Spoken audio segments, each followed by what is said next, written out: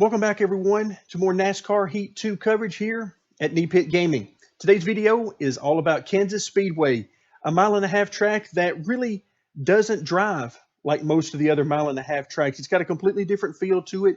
In fact, in some ways, I think it's very reminiscent of Kentucky with some of the what appears to be some of the banking seams that are across the track that you have to be careful crossing over. So it's a little bit different. We'll be taking a look at all three of the series, from the trucks, Xfinity, and then finally to the Cup Series, talking a little bit about lap times and a little bit about the track, a little bit about AI. Lots of stuff going on. Of course, we'll end the video with some gameplay footage that I ran in a Cup race against the maximum strength AI, which is the auto hard difficulty once you reach the 105 speed rating. And it was an interesting race, to say the least. We'll talk a little bit more about that coming up. But for now, let's go ahead and head to the racetrack. All right, before we start talking about the setup itself, let's talk a little bit about the track. As I mentioned in the opening, it's a mile-and-a-half track. It's got fairly high banks, not quite as high as some of the other mile-and-a-halves, but fairly high banked, and it drives a little bit different. I mentioned the seams, the banking seams. You have to really be careful with those. I'm not 100% sure that's what it is, but that's sort of what it feels like. Similar to what we have at Kentucky, for instance. And so you have to be careful about switching lanes in the corners, either going up or coming down the track. So be mindful of that. Also, the AI are all over the place at this racetrack. They will give you very little room on the high side. That's one of the things that you're going to see coming up in the gameplay footage. Is I spend a lot of time on the bottom or sort of in the middle of the track, because they were giving me very little room, particularly coming off the corner on the high side. It's very common for them to run you straight into the wall when you're running the high side on them. So be mindful of that as well. Let's talk a little bit about lap times. In the trucks, I'm somewhere around 32 seconds flat. I'm sure there's more speed there than that, but that was a good lap time. I was running by the AI pretty easily with that lap time. Xfinity cars, somewhere around a 31.2 seconds per lap, I believe, on that.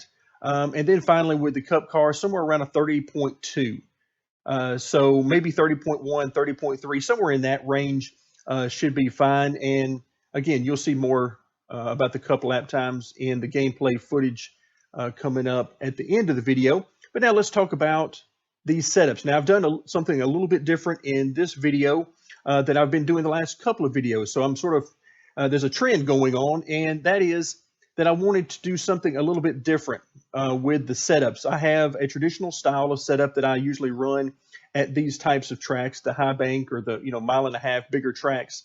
And I've gone away from that just a little bit here, not a huge amount, but that will continue on into the Xfinity and the Cup cars as well, and we'll talk about that. First of all, shock settings, nothing new here. 10s across the board. Again, as I mentioned in previous videos, that does not mean I'm trying to discourage you from testing out different shock settings. It simply means that I'm leaving them as default for the purposes of our setup video. Weight settings. Left weight is maxed out at 54.2% because we are on an oval and only turning to the left. So we want all the left side weight we can get. Nose weight or front weight is at 51.0. This is higher than I would normally run it. And I did that specifically for Kansas because of the different feel that the track really needs and the different approach that it really needs from me in order to be successful here. This track tends to be a lot looser and more erratic. I guess is probably a better word than looser.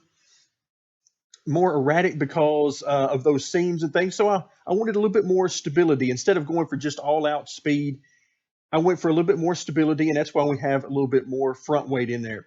I also backed down the wedge a little bit because wedge and front weight, for me, really work together well, and I don't need a whole bunch of either. One or the other generally will do. So if I have more nose weight, then I can probably get by with a little bit less on the wedge. In this case, I moved it down to 50.0. Feel free to experiment lowering that even more, or even raising that a little bit more if you feel like you need to do so. Front and rear ride height are at the minimums. Didn't do anything there. Let's move over to the springs. Left front spring at 1100, right front spring at 1200. Going back to that consistent theme of stability, needing stability in the car or truck, that's why I've used the bigger right front spring.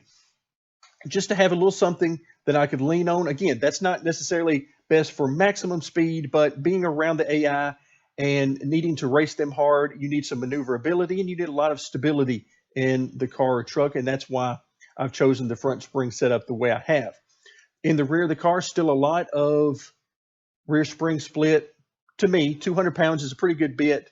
And among the most spring split I use really at any type of track. So 300 pounds and 500 pounds there. Moving over to the tires, 25 and 32 on the front, 26 and 33, or yes, 33, excuse me, in the rear. So a good amount of split. If you want the car to rotate better, then you would want to increase the amount of split. So for instance, in the front of the car, you have 7 pounds of split, same in the rear, of course, but you might want to increase the right side pressures to get more split. That would help the car to rotate better and turn more overall. Again, you just have to be careful about getting the car or truck too loose there.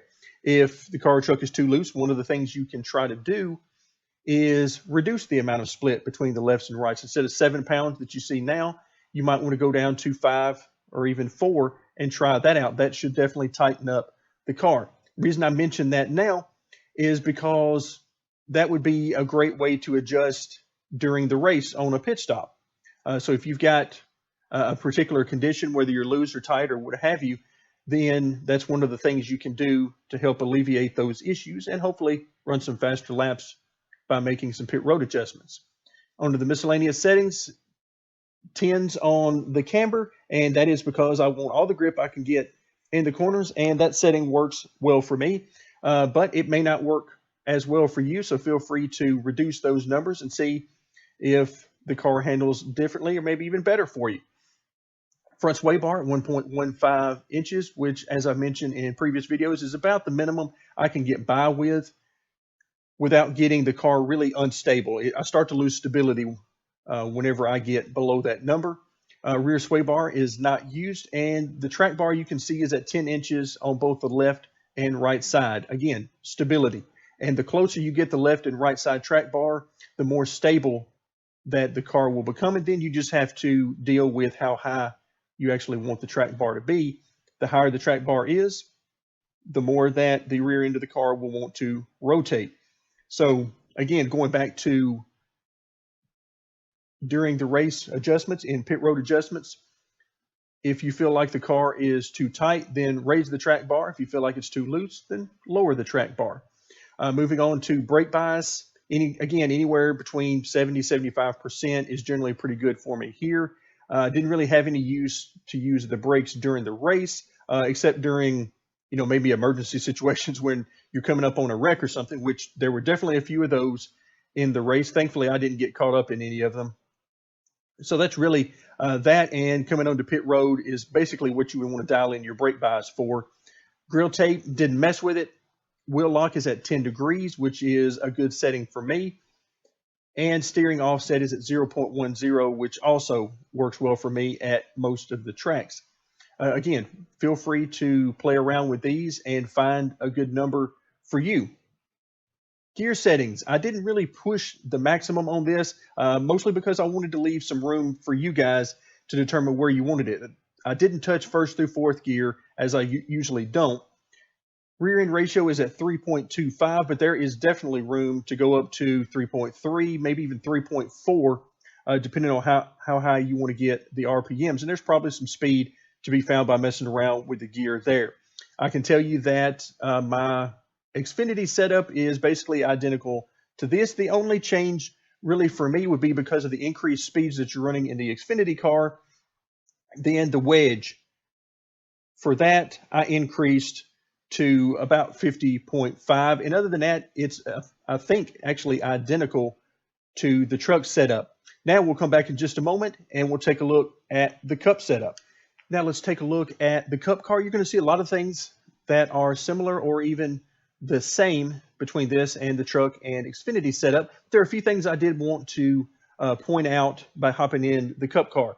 The first thing is the wedge. You notice that the front weight and the wedge are both at 51.0, and that is because there's more horsepower. You're running faster speeds in the Cup car, and I wanted extra stability. I didn't want the car to get out of shape at all on me. But of course, your taste may be different, so maybe you want to loosen that up a little bit. But I did want to point out that I was running, and particularly in the gameplay footage you're going to see in just a few moments, this is the setup that I was using there. A little bit more stability than concern over outright speed.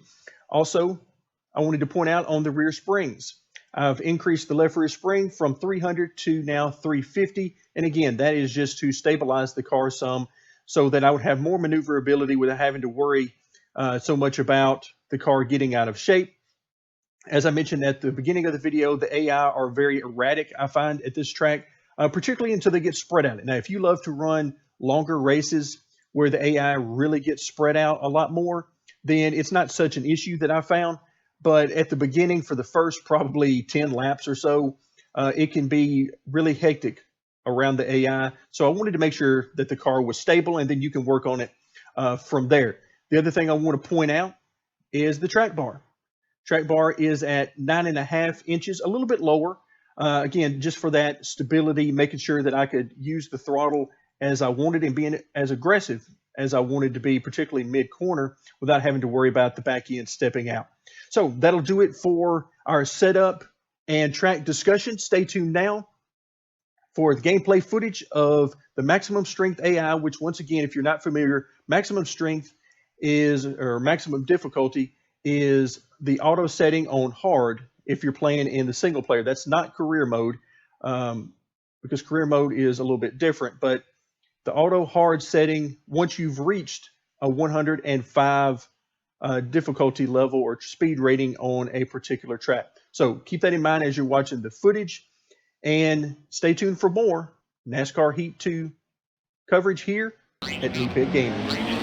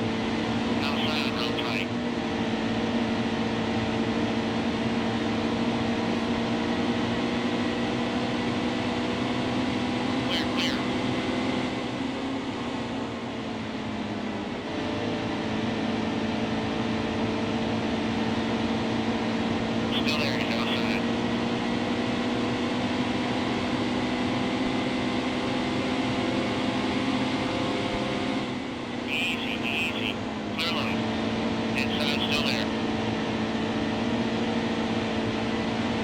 Oh, oh.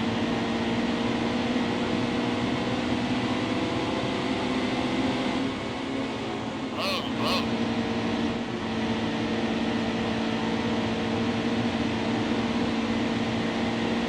Easy. Hold your line.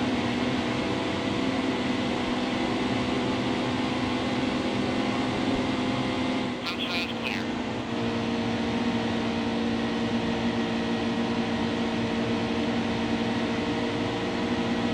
All steady wheel. Clear low, get out there.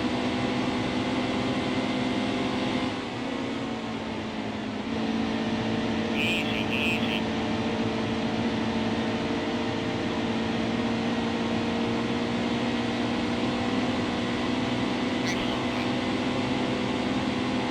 All steady wheel. Clear high, get up there.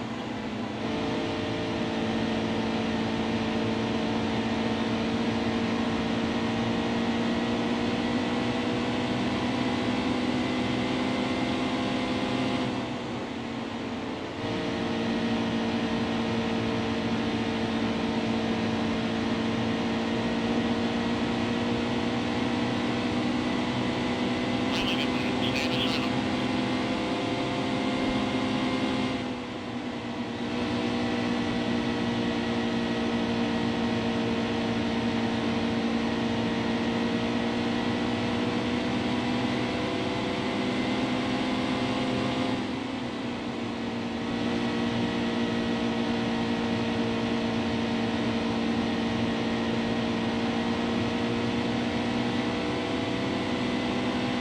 Get more, get more.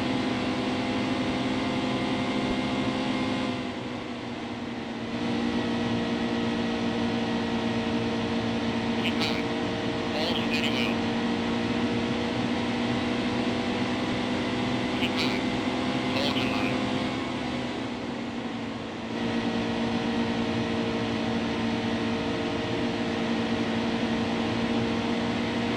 Stay high.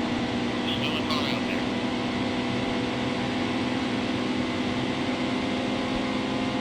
Clear high, quick. Clear.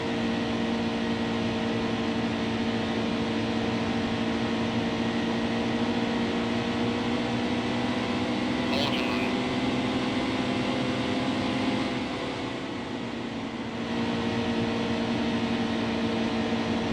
Stay high, stay high. Hold your line. Clear, clear.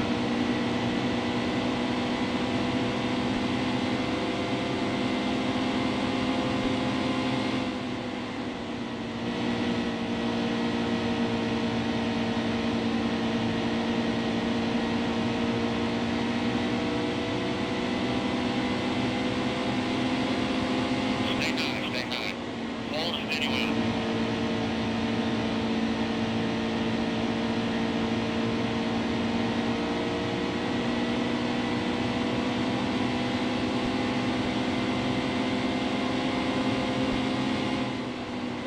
Steady.